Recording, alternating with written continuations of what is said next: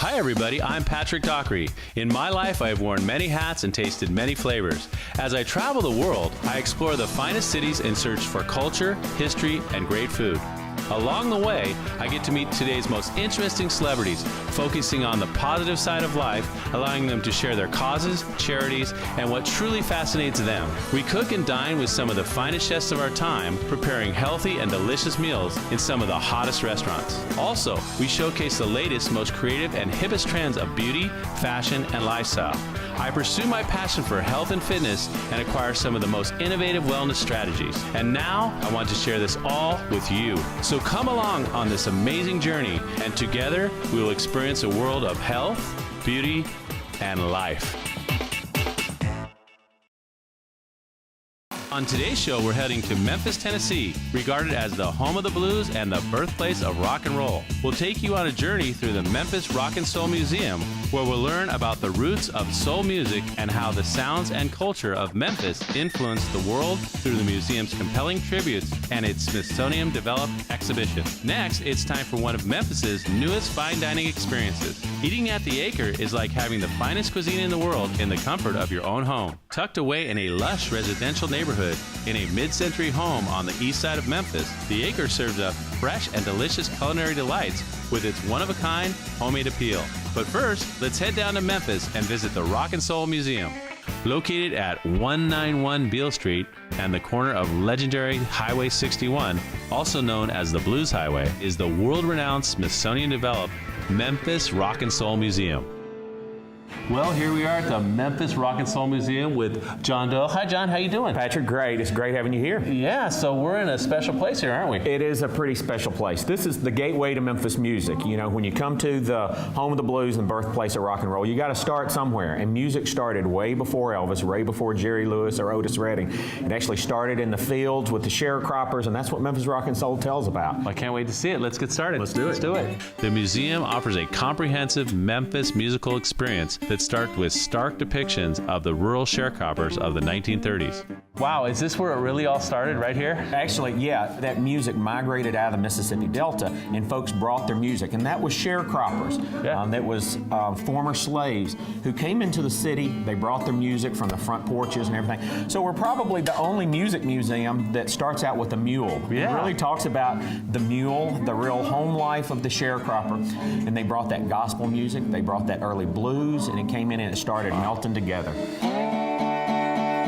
Wow, more of the history. This is when it started to become a little more commercial, right? Absolutely, Patrick. This is what I was referring to. Them coming into the city, and they actually rolled stuff up 3rd Street, up that Blues Highway, and came into Memphis.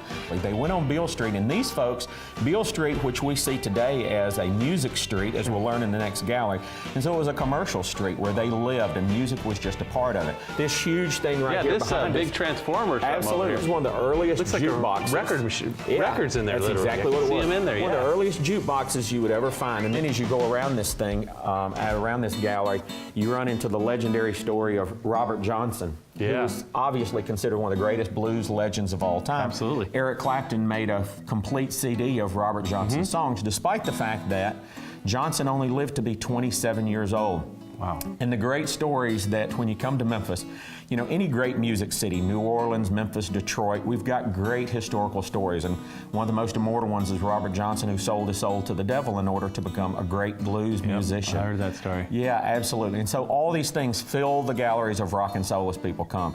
The great thing about this museum, unlike going to a Picasso museum or something like that, we live this. And so regardless of whether we have a 20-year-old or a 70-year-old come through this museum, they remember some aspect. Whether it is, you know, a 20-year-old might not have a clue who Robert Johnson is, but they might have heard that Eric Clapton Absolutely. CD. It's a great place to start. It's good fun. Well, check it out. Okay, wow, we're moving on down the highway, and we have a wrestler. What's that all about? It looks like a costume from like a Kiss concert or something like that. Sputnik Monroe was a wrestler here in Memphis, Tennessee when wrestling was popular. And it was at a time when whites like us got to sit ringside, but blacks sat in the balcony.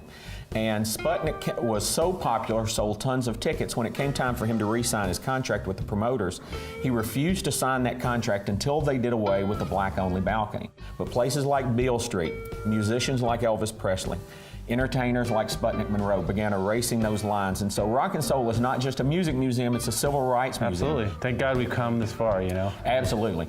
The other cool thing about this gallery is folks come from that last gallery walkthrough, and I didn't realize this myself when I came here as executive director, but this gallery you walk in, and the gallery itself is divided. You come down this wall over here and you learn about Beale Street. Further back, WDIA Radio, the first black formatted radio station in the world. This started right here. The owners who were Caucasian on that radio station, and they saw a niche, and they began to play black music, and they hired black musicians, legendary musicians that became disc jockeys, legendary musicians like Rufus Thomas. B.B. King was a disc jockey on WDIA radio. And just like WSM we talked about earlier, WDIA is still on the air, one of the leading radio stations in Memphis, Tennessee. But on the opposite side of this gallery, over here, it's all Caucasian. Okay. The way that music absolutely. began, the way that music began integrating into our television, stations like WMC TV here in Memphis began playing real rockabilly and rural white music.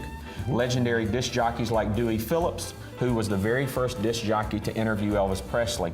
When Elvis first released that record, a great story about Sam Phillips pressing That's All Right Mama, and it began to show because the style of music Elvis sang, a lot of the listeners thought Elvis Presley was African American. Just like the DJs on WHBQ, they thought they were African American because they were mimicking the WDIA style. Yes, yes. That's the way the races began to come together. So it's an example of music bringing people together. That's exactly what it's all about. Right? Yeah, that's absolutely. exactly right. Amazing. Yeah.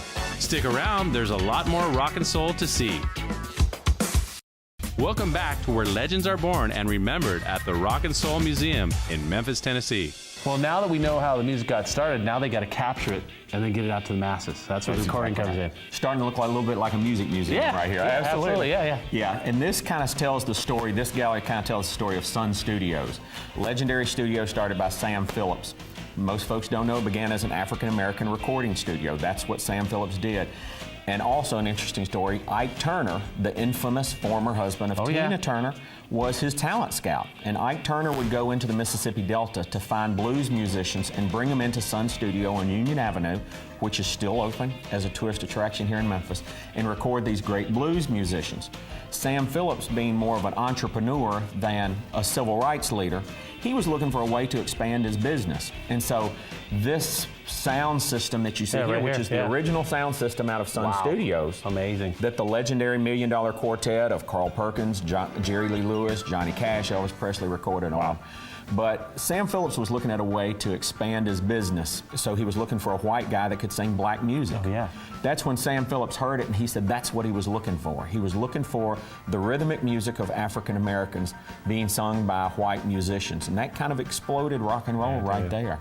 So in this gallery, aside from that immortal sound system from Sun Studios, you'll see legendary memorabilia from Elvis Presley, even from great blues musicians that originally played in Sun Studios and evolved it into that legendary studio that it is today. And we have a piano back there. Now, whose piano was that? That's Ike Turner's piano. That was also in Sun Studios, Gosh, there's so much going on in here. Absolutely. Well, I see the big Stax sign up here, so that has something to do with Stax Studios, I'm sure. Absolutely. Legendary soul music that came out of Stax Studios, but great memorabilia. Isaac Hayes, once he became famous and became immortal for his outlandish outfits. And so we have his Wolverine cape and mink coat. But then this great diamond and emerald watch that he designed himself that has that grand piano. Bling. It wasn't just a slow evolution, but there was this explosion of what happened here in Memphis. And students that come through today, through Rock and Soul, they can learn really how we celebrate music and why it happened. You know, why we jump up and throw things on the stage, why we flick Bic lighters at concerts, why we don't really use seats at concerts, we stand up the whole time. Stax started, and although it's known as a legendary soul label, it played a role in that civil rights movement as well. And you have great instrumental groups like the Marquees, the Barcades, that came out of Stax Records. And a lot of times they were black musicians and white musicians together, and they would travel. They'd have to, you know, they'd have the struggles of what hotel they stayed in because got to separate it up, Exactly right. Yep, not only in music, but in civil rights as well. like I say, it changed the world. Yeah, absolutely. The civil rights, if you pulled the civil rights story out of rock and roll, there would be no rock and roll. That's right. And it changed a generation, and in doing so, changed an entire planet. Well, they found their common ground, and that's what it was all about. That's exactly right. Well, we couldn't get through the tour without a little bit of Elvis now, could we? You can't come through a museum in Memphis without having a little Elvis stuff. Oh, yeah. But then you have to go into the jumpsuit area. Yeah, and then I haven't seen anything. We were over there, and this is a real cool. This is a nice one. You got the tiger print here. Absolutely. You got the tigers actually on the belt itself, and then this beading is just amazing. Yeah. When you come into the 70s and you see these influences kind of emerging more into rock and roll, Sam Samudio, the lead singer of Sam the Sham and the Pharaohs, who took up that whole Pharaoh image, despite the fact he's Latino himself, serves on the board of directors of Rock and Soul and has things on loan. This motorcycle overhead that was on his album, which he won a Grammy for liner notes, and followed the lead of other artists like Elvis, with the bling, and did the turban to carry forth the Egyptian theme. Right on. So now you have a saxophone here. Now, what does a saxophone have to do with civil rights? Again, we've talked also a lot, like you mentioned, about civil rights, and civil rights plays a thread throughout all of Memphis and throughout the whole form and evolution of rock and roll and soul music, obviously. But kind of a very sad but a very impactful story of the final minutes of Dr. King. Ben Branch was a musician here in Memphis, Tennessee. This saxophone is on loan from his wife. In just minutes, when Dr. King, Reverend Jackson, Dr. Abernathy came out of that hotel room that you can still see at the Lorraine Motel at the Civil Rights Museum, and Ben Branch was there, who Dr. King knew, and he spoke to Ben Branch and said, who had a saxophone, this particular saxophone, said, "Ben, play me my favorite song," which was "Precious Lord, Take My Hand," which Ben Branch played right there in the parking lot of the Civil Rights Museum, literally about 5 minutes before the assassination of Dr. King. Wow. One of the final pieces of music, a legendary favorite piece of music of Dr. King's that he heard before that that horrible shot that really changed American history so much. And so we're very proud to have this here, and really all the memorabilia, but it's impactful the way that music that exploded out of Memphis, Tennessee changed so many lives, both positive and negatives, but really hits us all from some place or another. So everyone who comes and visits the Rock and Soul Museum, they leave with different experiences that have touched their lives and the way that their lives have been changed. It might be a Stax record or song, it might be a Sun record, it might be something that they partied to, it might be a hymn that they had in church, but in some way or another, the Rock and Soul Museum really shows how this music, really exploded and changed global culture. I'm blown away, literally. Memphis music blows folks away, it does. Absolutely. Thanks so much. Thanks for having us. It's a pleasure having you here. It's great having you at the Rock and Soul Museum. Yeah, when you're in Memphis, you got to get out here, everybody. And thank you so much for being here with us today. And until next time, just remember to enjoy. Coming up next, it's time for one of Memphis's newest and most unique fine dining experiences. Welcome back. Now let's head to the Acre.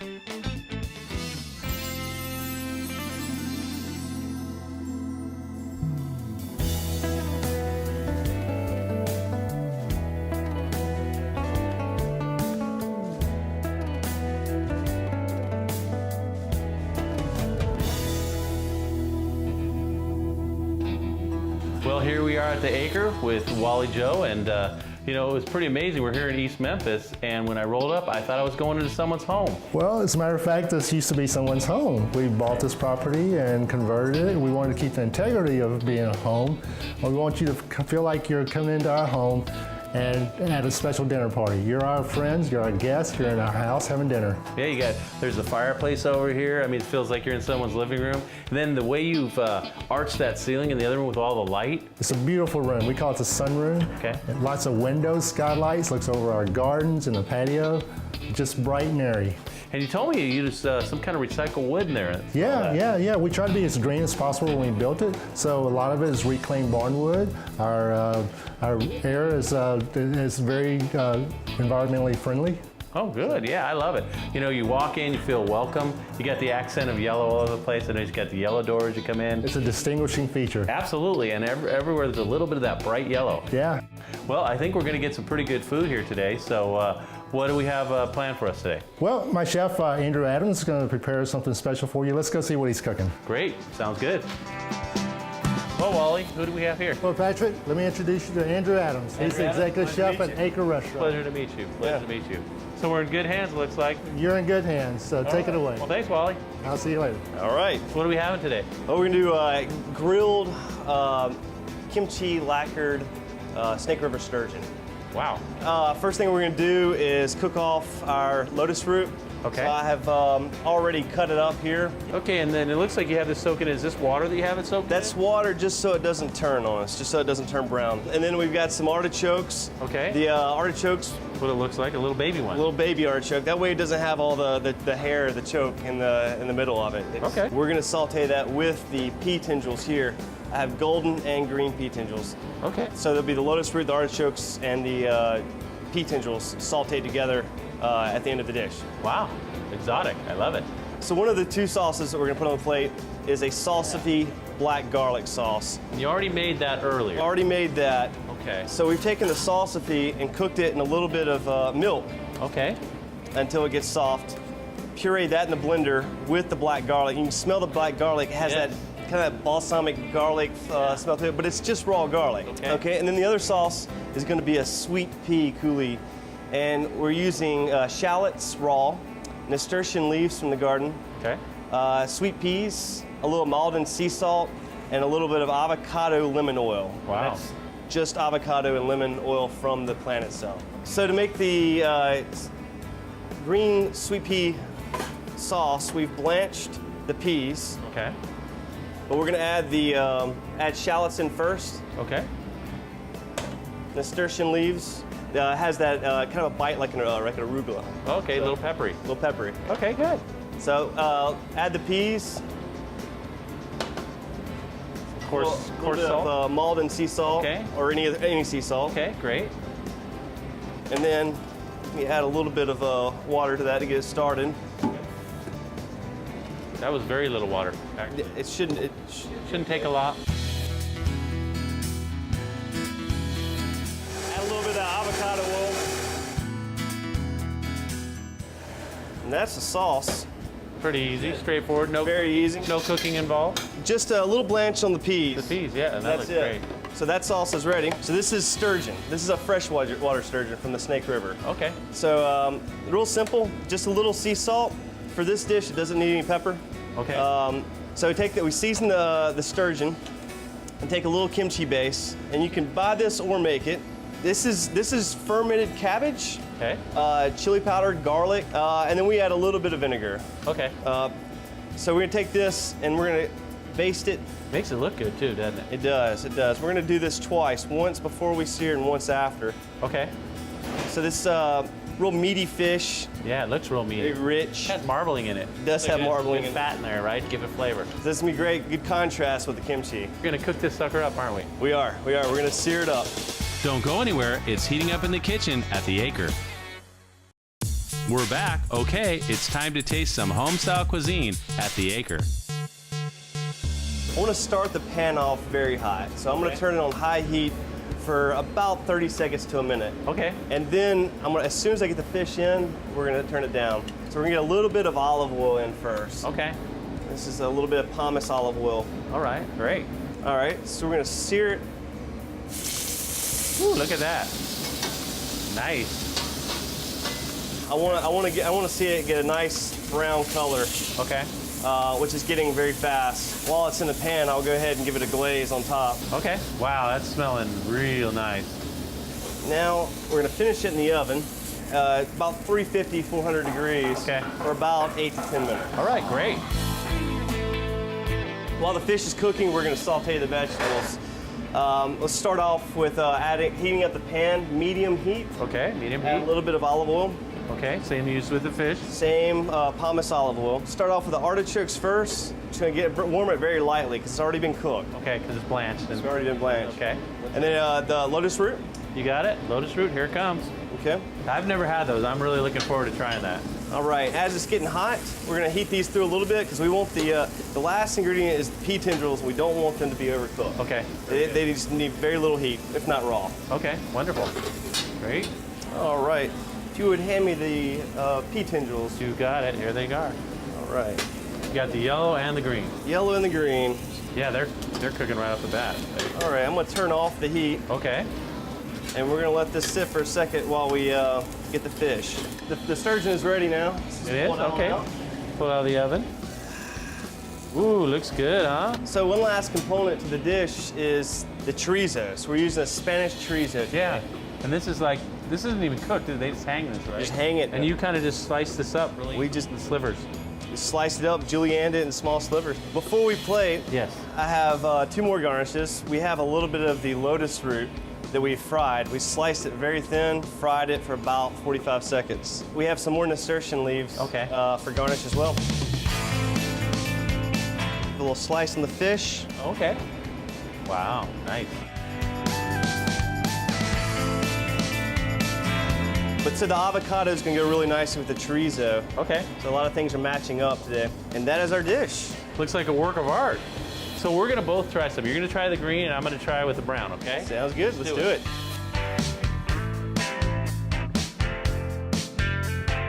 Oh wow, there's a lot going on here. The veggies are great. Yeah, a lot of different flavors, a lot of different colors. A beautiful dish. That was delicious, that was great. That was exactly what we were trying for. Yeah, gorgeous. Thank you so much. This is wonderful, you guys. And I'll tell you what, anytime you're out here in East Memphis, you got to see these guys. It's like you're coming to their home and they're going to love to take care of you and cook for you, aren't you? Absolutely. Come see us. We would love to show you some of our Memphis hospitality. You heard it here. And until next time, just remember to enjoy. Stick around, there's more Health Beauty Life to come. Okay, welcome back. Thanks to all of our guests on this week's show. To John Doyle for hosting us on our tour at the Memphis Rock and Soul Museum, and thanks to Wally Joe and Chef Andrew Adams of the Acre Restaurant. Until next time, just remember to enjoy.